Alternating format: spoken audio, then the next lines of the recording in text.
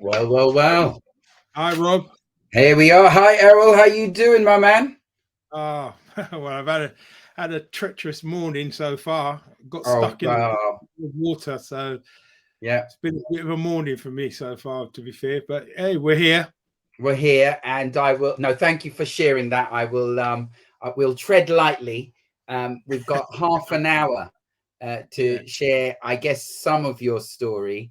You and I, yeah, of course, have met, yes, and it's been a total since the first moment. It's been an inspiration, and hopefully we'll share with our listeners, our participants. We'll share with them in a while why some of that should be. Indeed, many of them may know you already. Errol, I want to thank you. I want to thank you for being here in every respect of that phrase. I want to thank you for being around and for agreeing. And on behalf of Equality Leaders, I want to say thank you for being a part of this inaugural Men's Summit.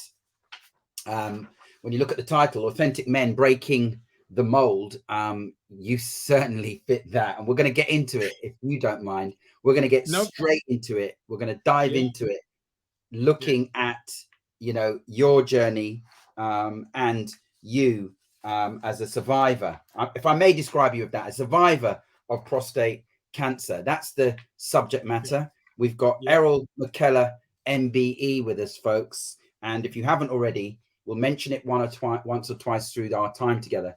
There is in fact a fantastic website, the Errol McKellar Foundation.com, that you can hop onto and dive even deeper into not just Errol's story, which he'll share a bit of with us now, but dive into some of what Errol is up to and what he's doing since his journey began.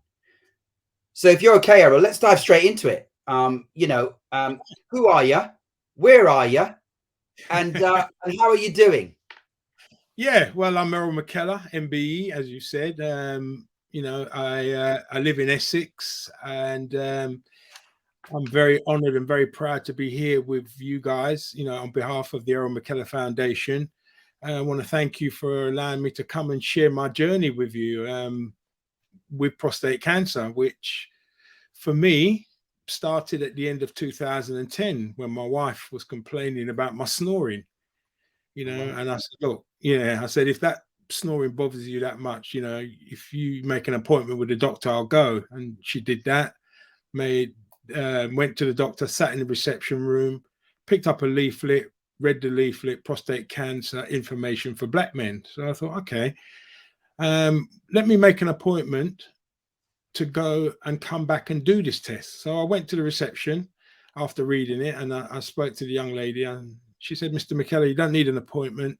It's a simple blood test, takes less than 10 minutes.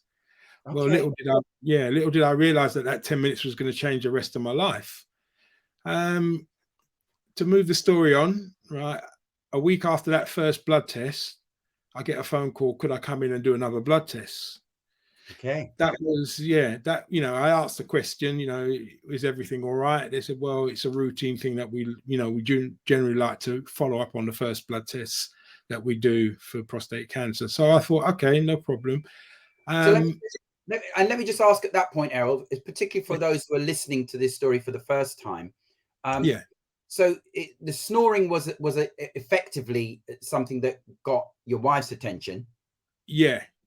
And because of the snoring, Yeah. you agreed to go and get this check.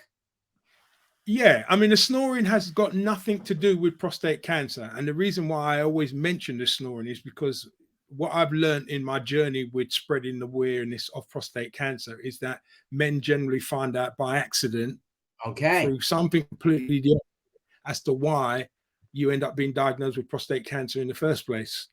There So you go. I always tell the story about the snoring because although its relevance is because of the reason that I went to the doctor, because would I have gone to the doctor? Maybe no. Okay. So you've gone along to the second blood test, which is part of a routine. Yeah.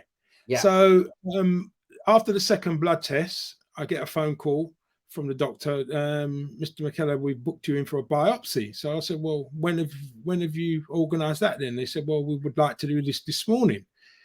So I said, okay. So I put the phone down after getting the details, rang my wife, and I said, Sharon, I've just had a phone call from the doctors. They want me to come in and have a biopsy. And she said, well, when do they want to do that? And I said, well, they actually want to do it this morning. So she said, okay, well, don't drive, get a cab, and I'll meet you at the hospital. So, just before I went off the phone, right, I said to her, I said, by the way, what's a biopsy?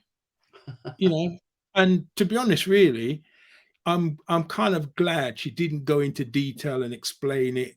All she turned to me and she said, it's nothing for you to worry about. It's quite routine. It's something that we women have to go through on a regular basis. So I thought, okay. But I had the biopsy, very, very difficult, very intrusive, but very important to determine what's going on with your prostate. It's one of those examinations that you have to have, right? So And to move it, the first blood test pointed them in that direction. Yeah, I think that the first two blood tests meant that they wanted to have a further look, right? In terms of just taking the readings from the blood test. Okay. So that's why you have a biopsy. I have no doubt, Errol, there are some men that think they go straight to biopsy. But there's some stages. Right, so that's okay. Yeah. The first thing you will generally have will be a simple blood test. Yeah, I think they call it PSA, don't they? Yeah, it's called a PSA, which the prostate specific antigen test. Right? Yeah, that's 10-minute job. Yeah, and it's a less than 10 minutes. Yeah, like blood test. Yeah, and it's a simple blood test. But what it will do is it will give you a reading as to what your prostate is producing. Gotcha. Because what happens with the prostate, that produces the protein, and when that protein leaks into your blood system, then that causes an infection. Gotcha. So a week after that biopsy, I had to have the scan. Yeah. Right. And a week after that scan, they called me and my wife in, sat us both down. They said, Mr. McKellar, I'm afraid to tell you your prostate is covered in cancer. Well, I got up and I walked out of the room because that's exactly what you walked straight out. Yeah, I just got up and I walked out the room, and I walked out the building and I went and I sat in my car. And to this day, I can't tell you whether I was scared, frightened, but I just burst into tears. I was, I just felt helpless. I felt lost. I felt, I didn't know what I was going to do next. I'm usually a person who has a plan B for most things in my life, but I just didn't have a backup plan. And I actually looked at it and said, I'm going to die here. Yeah. And do you think, looking back, Errol, and I mean looking back, did you think it was, you just heard the C word and you just said, right?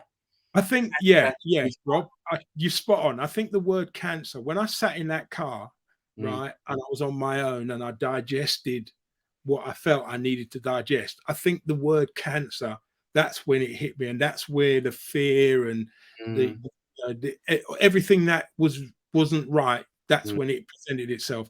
And I remember my wife's coming in and sitting in the car, and you know what? She turned to me and she said to me, all the years I've been with you, I've never, ever seen you quit on anything that you've ever done. Well, ladies and gentlemen, I have to tell you the truth. I had to stop crying and I had to man up, And I looked at her and I thought, is she having a go at me? Yeah. Is she having a go at me? Or was this her way of motivating me to do something? Sure. Yeah. I took the latter. That's what she was doing. She was motivating me. So I said, come on then, let's go back in and face the doctor. Okay. And so we went back in, sat down with the doctor. I said, right, doctor, what do I need to do to deal with this problem? Yes. He said, Mr. McKellar, if we don't remove your prostate, you could be dead in 6 months. 6 months.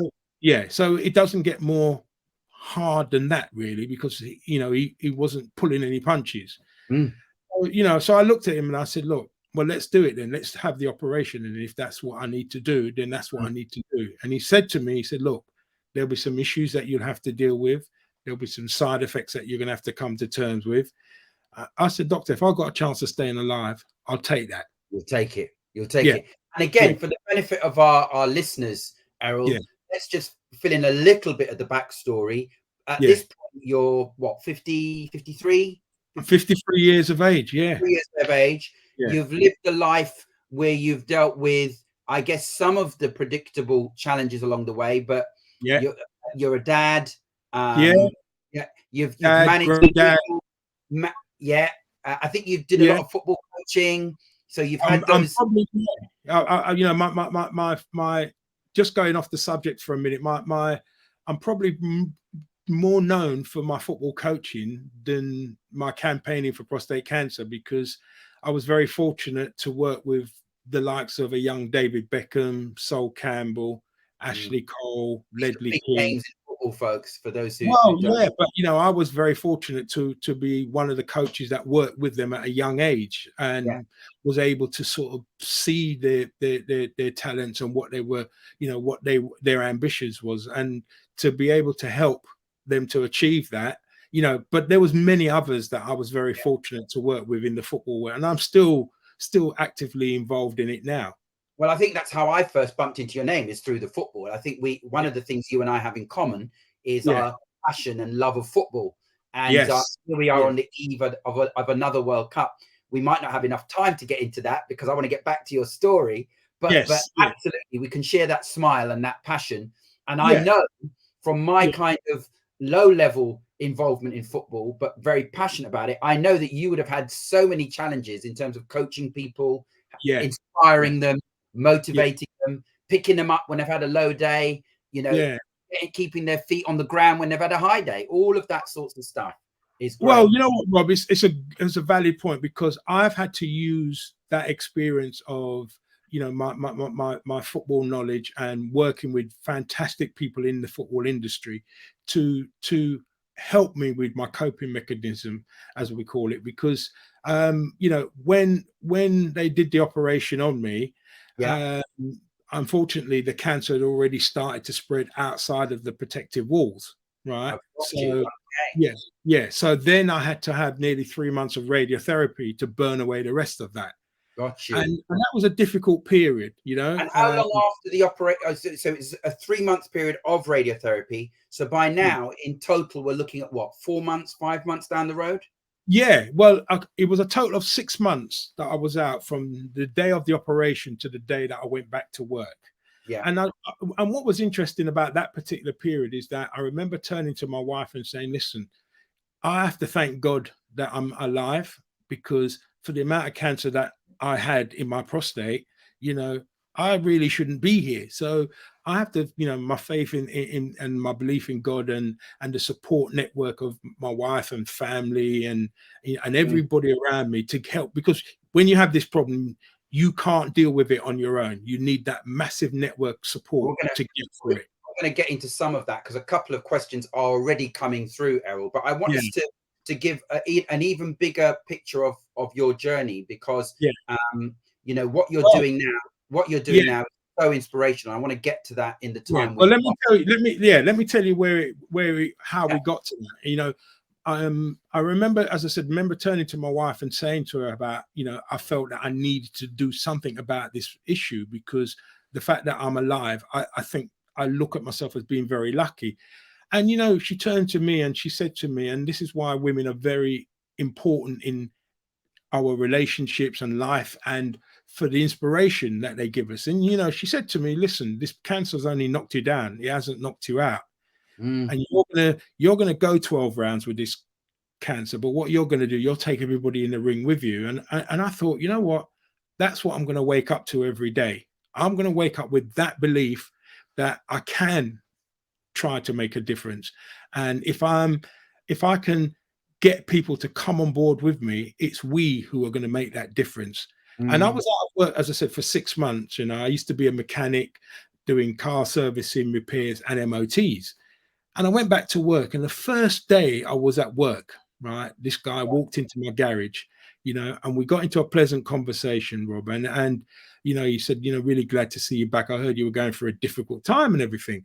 Mm. And I don't know where the next inspiration came from, but I looked at him and I said to him, "When was the last time you had your prostate checked?" Yeah. And you know, he looked at me, and then the pleasantness stopped. Right, no more sort of, you know, comfortable approach. Right, he undone his jacket buttons, and I thought, "Whoa, I've really pressed the button here, like he wants to have a fight or something." And he turned to me and he said to me, what the bleep, bleep, bleep has that got to do with my gearbox not working on my car? Right. Mm-hmm. And I turned to him after that, again, not thinking about it. I said, I'll tell you what, I'll give you a 20% discount on the work I'm going to do on your car if you get your prostate checked by the time you come back. Wow. Right? Yeah, exactly. Because I clearly didn't think this one through, guys. And, you know, 2 weeks later, he came back into the garage, right? And, you know, he was waving his bit of paper. He said, I took your advice. That'll do it. Yeah, he said, I took your advice, and I did that test. And I looked at him, right, Rob? I looked at him and I looked up to the sky, and I remember clearly I said, Jesus Christ, this has just cost me 200 quid, right? Yeah. And he turned to me and he said to me, obviously he registered the look, right? And he turned to me and said, listen, don't worry about the money. And I looked up there again and I said, thank God for that, right? Yeah. He said, but I think you better read this letter, right? And I got to tell you, and it still stays in my head to this day. You know, I opened his letter and I read the letter. He had 25% cancer in his prostate. Wow. Right? He was the first of 48 guys that walked into my garage in the East End of London, right? That was diagnosed with prostate cancer. 28 of those guys were from the African Caribbean community, right? Yeah. 2 of them are no longer here, right? One was 42 years. Yeah, one was 42 years of age. He died 10 months after he found out, and he took that 20% discount and went and got himself checked and didn't even know that he had the symptoms, because this is the challenge with this issue, right? And that's why it's called a silent killer, because it doesn't always show the symptoms. But the other gentleman, right, let me tell you what the problem was with him, because I felt he died through fear and ignorance for me, because he was 36 years of age. And when he walked into my garage and you know, I looked at him and I thought, you know, let me ask him the question. He's young, but I'll ask him the question anyway. And I said, have you ever had a prostate check done? And he turned to me and he said, I can't go through all of that. My 2 brothers have had that problem. My dad's had that problem. And my uncle's had that problem. So and even in the sense that it is in some links to hereditary as a theme, there was further signs for him to prioritize that. Yeah, and he didn't. So for me, as I said, he died through fear and ignorance, right? Yeah. And then you had the 42-year-old who was unlucky. He took my discount and went and got himself checked, and unfortunately found out that he was carrying this problem and didn't even know it, you know. And what's sad about it is, you know, we felt, right, as a charity, the Errol McKellar Foundation, that this is something that needs to be addressed now. You know, men aren't going to the doctors, right? They're not going to the doctors. And particularly in the African Caribbean community, they tend to wait until the problem is at its worst, and then they're attending the doctors. And they're playing catch up. Yeah, you know, I mean, the numbers are over 47,000 men a year dying of prostate cancer, have been diagnosed with prostate cancer. Over 11,000 will die of it, right? Yeah. That's currently 1 man every 45 minutes that dies of prostate cancer. Wow. Right? So at the end of today, we lose 129 men to prostate cancer. Wow. And, you know, it's 1 in 12 Asian men. A year. Yeah. And that's what it is. 11,000 die of it. And, you know, you currently got 1 in 12 Asian men that are dying of prostate cancer. You currently have 1 in 8 white men that are dying of prostate cancer. And you currently have 1 in 4 African Caribbean men that are dying of prostate cancer. And if it's in your family, then the situation is worse, you know. And we've also now, Errol, are any of those differentials down to the 1 in 12 for Asian, 1 in 8 for white, 1 in 4 for black men? Are any of those differentials down to socialization and increased fear, or are we saying it's down to some of the physiological makeup? It's a combination of a lot of those things, right? But you know, very more so if it's a history in the family, right? Then it's more like, and now we found that breast cancer is now linked to prostate cancer. So you know, the issues are even more, right? Why the research and the information has to be got out to people, because, you know, I mean, when I was diagnosed, I went and I spoke to my dad. My dad said, you know, son, I had that 5 years ago And I said, well, Dad, you've got 4 sons and, like, you know, 4 grandsons. Could you not have said something about it, you know? And I was that upset I couldn't talk to him for 6 months. But I realized when I started doing this campaign how much of lack of information and conversation is had. I mean, in the Caribbean, as you know, they don't even use the word prostate. It's waterworks, dry back, all that sort of, you know, even slang yeah, abbreviation. But you know, we feel that there is an answer to this problem, right? You know, because the truth is, right, I've given you the stats, but this is cancer. It doesn't care about your color. It doesn't care about your wealth. It doesn't care about you. What it will do, right, if you ignore it, it will kill you. You know, and the issue that we've had now is that, you know, men, it's not an old man's illness anymore. It's a young man's problem now. It's all men that you know, have to be considered a problem. And so, Errol, again, for those who are listening who perhaps don't know, and they can hop onto your website and get a lot more the story, the campaign, some of what you're doing. I want to squeeze in a couple of questions before we finish up, and we have currently only got about 8 minutes to go. But really quickly, what are the actual signs that one should be at least looking out for? Right. Beyond it being in your family, perhaps, what are the signs physically that men and indeed partners of men can be looking out? This is a great question, and this goes out to both sides of the fence. You know, men and particularly women who notice things more anyway, right? You're getting up 3-4 times a night to go to the toilet. When you're getting to the toilet, you're there, but you're not emptying. You're standing there and you're dribbling. You felt like you wanted to go. And you feel like you want, you know, you're not emptying, right, but you're going, and the flow is not as strong as it should be. You know, the actual speed and the force that is coming is not normal. And then it will, as I say, dribble like a tap, right? Then you've got lower back pains, lower abdominal pains, but those are the obvious symptoms. Some people don't even show signs of symptoms. That's the problem, you know, and why it's key, why we feel it's key to bring what we're calling an MOT, if you like, to people, right, is because we're saying, look, if men aren't going to get themselves checked on a yearly basis, like their motor cars, right, we would like to produce a mobile testing vehicle, right? That's what we want. We want people to donate to the charity for us to go and get a mobile testing vehicle so that we can actually go out, particularly in the communities and where the harder reaching people are, right, and test these people. Because, you know, you cannot, the comparison is, would you drive your car down the road with no brakes, right? Why would you, right, walk around with nearly 100% cancer? Tell me what the difference is. You just wouldn't. No. Errol, thank you so much. You know, the time's almost gone. It's up to 25 minutes already. Look, I've got a couple of questions in the chat. Let's see if we can rattle on through. There's a question from our audience, Errol. How do we get that initial test if we don't meet the criteria as set out currently by the NHS? For example, being over 50 years of age.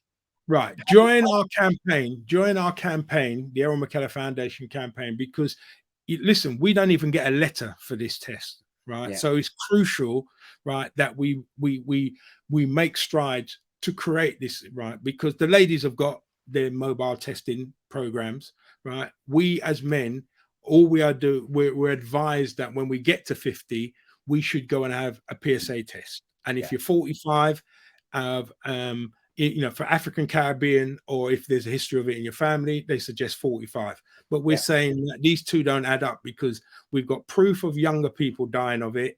And look, it's a man's problem, not just an old man's problem. So come on the campaign with more information. That's loud and clear. And just because I know Errol well enough to say this, it's quite right that our sisters, our mothers, our daughters, that they've got a whole range of proactive testing that goes on. And we love that happens. What we're trying to say is, let's get some proactive testing in for us men, for the sons, for the dads, for the brothers out there, so that we too can get into the proactive testing. And you know what, Rob? When I was giving the 20% discount in my garage, more women took it than men. Wow. More women, right? I had husbands turning up and saying to me, look, I'm not getting this, I'm not having that, I'm in the spare room. I said, well, all you got to do is go and do the test, guys. Yes. You know, so you know, women know the importance of these tests, right? Because when you're ill as a man, they become your carers. You know, so it's not something you can deal with on your own. Absolutely. We'll give thanks. We give thanks to the partners out there, and the partners from all sides and all genders. Thank you for the work that you do. A question from the audience, Dylan, from the background, and for you, Errol, is how can we support your foundation? How can we support the Errol McKellar Foundation.com? Right. We want people to come on and support. We want them to donate to the charity, because we're going to need their help to get, you know, to create the funding to go and get this mobile donate button. There's a good old fashioned donate button. They go on the system, there's a button on there, press the button, but we want them to come and support, because we need to create this campaign to get a national screening for prostate cancer. We need that. And the reason why we want to get this mobile project off the ground is because we will be able to go in there and deal with these guys today, not put it off for tomorrow and be an excuse for not doing the test. Nice. So we need their help. We want their donations and their help. Brilliant. Let's bring it in bang on time. 2 minutes, Errol. Yeah. How old are you now, and how are you doing? How's your health now? Yeah, touch wood. I mean, you know, I'm 65 now, and you know, living my best life. Good, my brother. As I said, you know, they gave me an MBE last year, which I dedicated to all of us, including yourself, Rob, and everyone else. Amen. Because all of us have to make this change. Yes. Right. You know, one person doesn't save 1 million people. It's all of us that will go out there in this campaign. So, you know, I just want to say a special thank you to all of those people that are listening on this forum today, you know, because listen, our health needs to be taken as serious as we take it with our motor cars. If we're MOTing our cars, join our campaign to MOT yourself. Amen. Errol McKellar, MBE, thank you so much. Out of adversity, out of your adversity came inspiration, a total inspiration to me and to many others I know. So thank you, Errol McKellar, for all the work that you do. Catch up with the Errol McKellar Foundation.com is the website. This is the inaugural Men's Summit for Equality Leaders, authentic men breaking the mold. And they don't come any more authentic than Errol McKellar, MBE. Thank you, my brother. Stay strong. God bless you. Thank you.